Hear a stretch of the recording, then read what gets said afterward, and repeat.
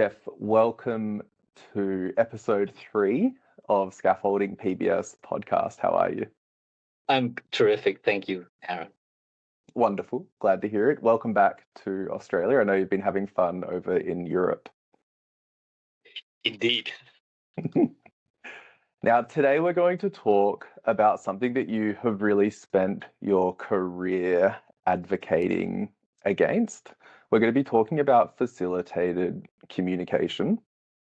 Now, I would like to start a little bit broader than just talking about FC. I've seen in all the research that I've done about you that there has now been 3 times where the government has created a role whose function it was to hold the line and to advocate for people. Now, 3 times you've had that inaugural position. So where does that willingness come from, and what have these roles meant to you? Thanks for the question, Aaron. As I was reflecting throughout my career, there's one of the things that have helped me to hold the line is the belief about the dignity of the person and the person with disability. That's that foundation for me that guides my research, my thinking, in my regulatory roles. So that's one thing. So the dignity is situated, of course, in the rights of the person with disability in the UN Convention. The second thing I would say is also about when we think about evidence. As you know, there are degree of evidence, but for me, it's not just the evidence on its own, but the evidence has to be contemporary, and the evidence has to be situated in actually promoting the quality of life of people, and it has to be situated in the context of upholding people's rights. The third thing I would say that has always encouraged me to hold the line is the peer relationships you have. Mm-hmm. And I often call it the therapeutic peer relationships. That's important to build over time. And these are your alliances that you need, who will support you, who will move you, who will encourage you. And then there are days when you feel really down. Your peer relationships are important. And they, it doesn't mean that therapeutic peer relationships mean everybody has to agree with you. Mm-hmm. And I think that's really important, that your views can be tested.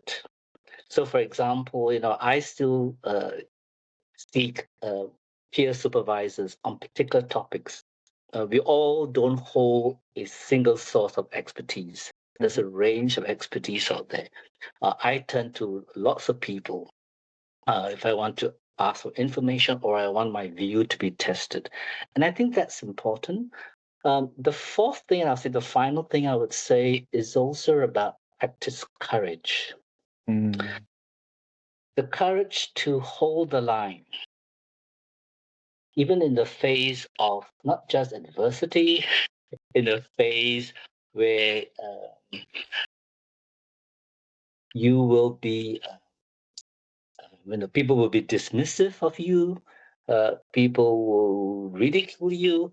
For example, I many years ago, I have and I've dealt with a particular emeritus professor of psychiatry. And the first time I met this professor of psychiatry, he said to me, "Oh, you're only a speech pathologist. What do you know about chemical restraints and psychotropic medicine?" And then started an hour of discussion and debate, which he finished off by saying, "Gee, you really know your psychotropic medicine." And there's the courage to be able to hold your ground. And so say when you not just read the evidence, but you have to hold your ground. My message is also that when it comes to the rights of people with disability, you can't sit on the fence. Mm. You cannot be neutral. Being neutral is taking sides. Hmm. Wow. And That's that really feeds into the thing that always echoes in my head that you say a lot, like, what are you going to do about it? that's right. So when we're talking about this, like, I think it would be like useful to go into a specific example. And to me, it's the paper that you authored with Professor Nankervis, Yeah. called Stolen Voices. Would you be able to Correct. give us a little bit of context to that? And would you be able to focus on the pushback that you gave? It wasn't just about the evidence not being there, but it was about FC going against somebody's human rights. Mm. Yeah, please do. So when facilitated communication, as you know, there's just no evidence. The question is not about whether it's effective or ineffective. The Hmm. question is about the validity of a intervention or a practice. I think that's important. But the validity of any practice or technique once again has to be situated about and within the context of the rights of the person and the dignity of the person, Hmm. and that's important. um, so what have troubled us, both Karen and I, that despite the overwhelming evidence that FC, uh, the use of FC, overwhelming research shows that there is facilitated influence. It's not the person with disability that is speaking. And that's why we talk about stolen voices. Uh, and we decided to take a very firm, strong position on this because on the studies we've come across, the cases we've come across, there's overwhelming evidence of um, the voices of people with disability being stolen, put simply. Being stolen. And would you be able to explain what facilitated communication is for those people hearing it for the first time? Sure. Yeah. So facilitated communication, as you know, its history was actually developed by someone from Melbourne called Rosemary Crossley, and it started with hand-on-hand communicating and pointing to a QWERTY board or to alphabets and so-called speaking. Then it's progressed to, not just hand on hand or hand on wrist or hand on shoulder or hand on elbow, and they've even moved to the use of cues, for example. All the research evidence show that if you were to, and this is really important to note, this is about authorship. Mm-hmm. Who is the author of what's being communicated?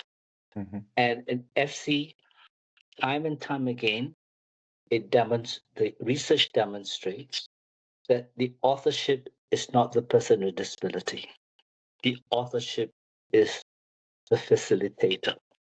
Okay, so it's a style of communication where a person with a disability is helping their communication it's being facilitated by somebody without a disability. So this could be family, a support worker, someone Correct. who's going to help with this facilitated communication. But Yeah, then when there has been research done, like separately, when the facilitator and the communicator are asked separately to communicate, they're communicating different things. correct. Yeah, So the voice isn't of the person with the disability. that's right. And it's also important to to take note that it is not a communication. Mm. It is so-called a technique. Um, there's a whole psychological science to this about ideomotor effect. Um, there's there's overwhelming research, and that's one of our frustration. But I can also understand the context, which is often family members, parents, um, have hopes and dreams about their disabled child speaking and like everyone else. Um, and so it is not for me to suggest ill intent of family members. Mm-hmm. So despite that, and that's the trouble, because this pull, this pull towards like, my child can be a scientist, my child can be a poet, my child can be a novelist. Every parent would like that kind of dream and hope.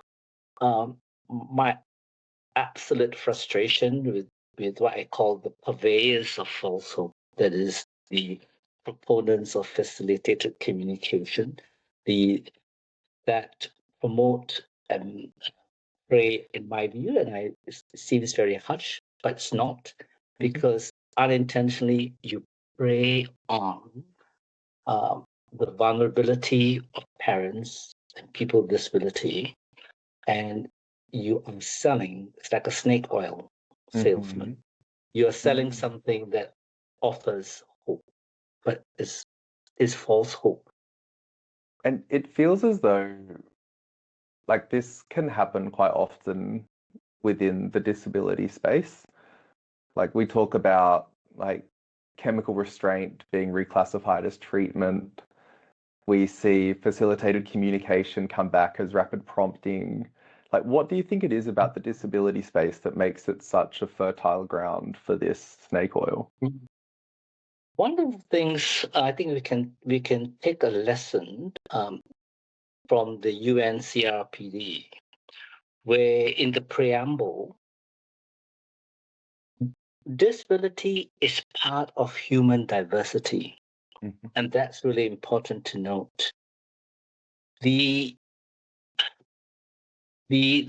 problem, when there is a lack of societal acceptance that disability is part of human diversity. So what you'll get is either disability in historical representation as one end of, where people with disability are considered as subhuman, objects of pity, childlike, economic burden.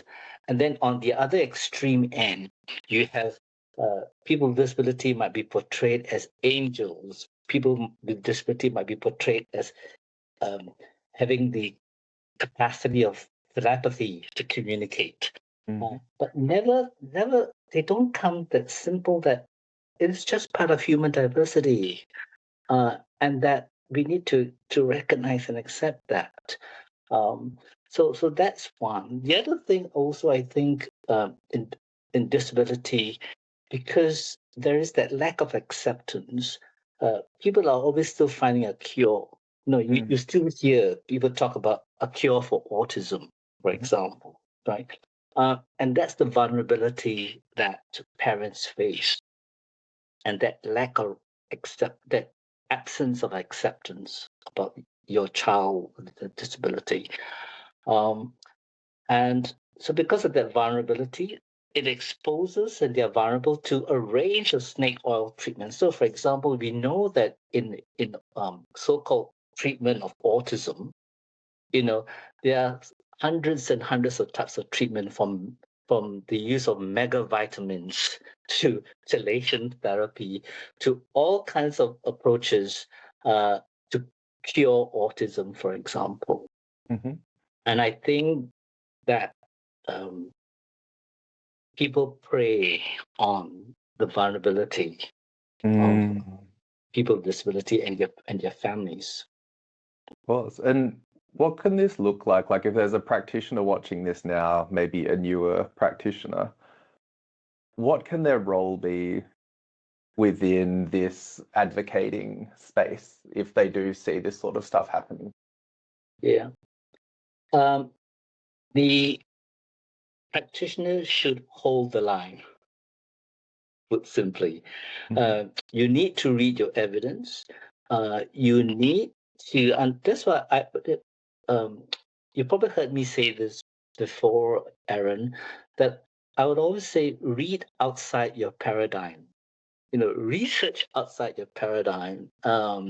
So I would read, history about rights. I will read about a whole range of types of how we support rights from feminist theory to queer theories to the studying about people with disability in the period of Hitler, for example. Mm. So you need to read outside your paradigm. And the most important thing is also you have to have, once you have that foundation of your evidence, then that where the evidence is then situated in dignity and the rights of the person. And the third thing you need to have is that practice courage to hold the line. How you hold the line, how you persuade and influence and support and be generous in your support for family members who, for example, might say, um, I want to turn to particular therapies, and you know there's no evidence. How do we gently support them? So there's a level of compassion too, to Mhm. recognize that everybody wants to find a cure. Um, like say for autism. So there's a need for a level of compassion of practitioners to understand and acknowledge and see that, but at the same time hold the line, because under the NDIS and under the CRPD, our obligation as duty bearers of human rights is to hold the rights for the person with disability. Mhm. Mhm. No, I completely agree, and this is like something that I think about a lot when you're working with vulnerable families. You can get to first principles. So first principles are like, what is this family trying to achieve? Yes, And there can be this is where the snake oil, this is where the facilitated communication can come in, but it's trying to achieve something that a lot of the times it's correct, it's powerful. Like when I think about strategies that have been um, working within, let's say it's like dinner time or something, and I'm working with a family and they say, we have dinner at 6 p.m. every night and we have this exact meal every night. I'll do a little bit of an experiment with them and I won't push back on strategies directly like that, but I'll say, what are we trying to achieve? Like, what does an amazing dinner look like? Like, what are we eating? What time are we eating? Are we walking around and having breaks? Are we sitting down the whole time? Like, how does all that look for your son, for your daughter? What does this look like? And then we deliver strategies to get to this point in a much more like pro-social way. I love this magic wand experiment because it really increases somebody's autonomy, their agency, and their safety as well. I think that's it's right. really important.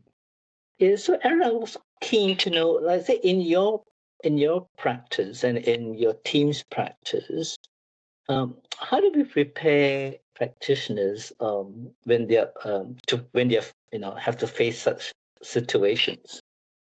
Mm. Look, it's it's really interesting. The way that I think about it is like safety doesn't look like compliance. That's my big thing. I think about that all the time. That sets a bit of a frame.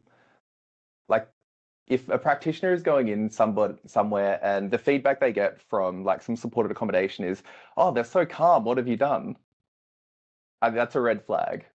Like it stops becoming a red flag when they say, oh, they're so calm and relaxed and they're really advocating for themselves. And I'm like, okay, perfect. We've done a great job here. Like that's how I know that everything is successful. Because safety to me, it's a felt experience for somebody. Mm.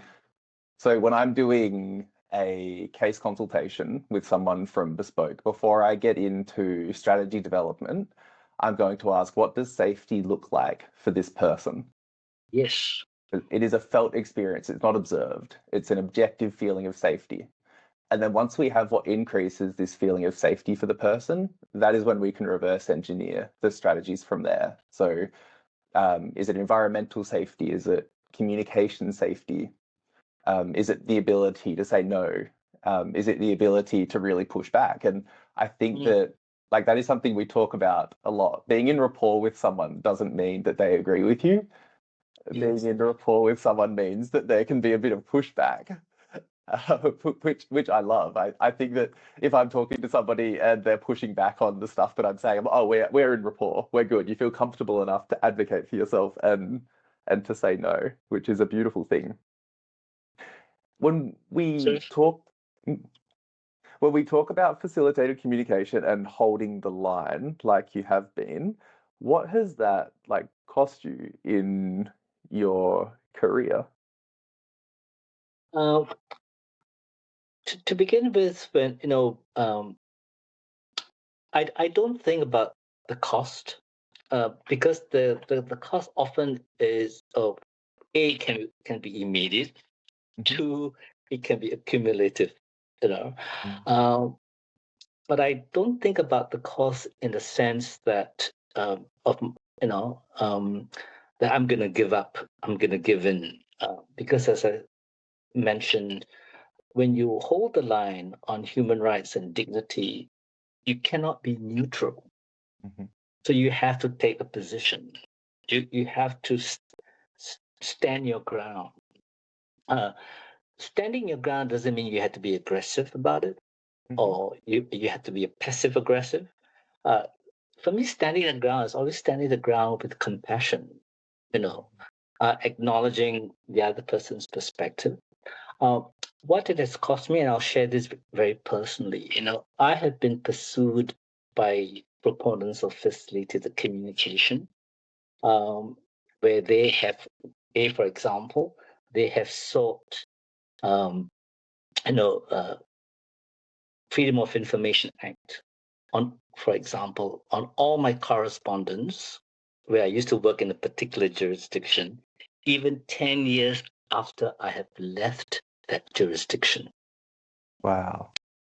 So they were, and it's not just the to pursue you in that line, 10 years, but it was 3 times. So in that sort of like more than 10-year period, there was a first request for information, or FOI, Freedom of Information, then a second one and a third one, and they will try and pursue you. They try and tire you. They want you to give up. And I also share an example.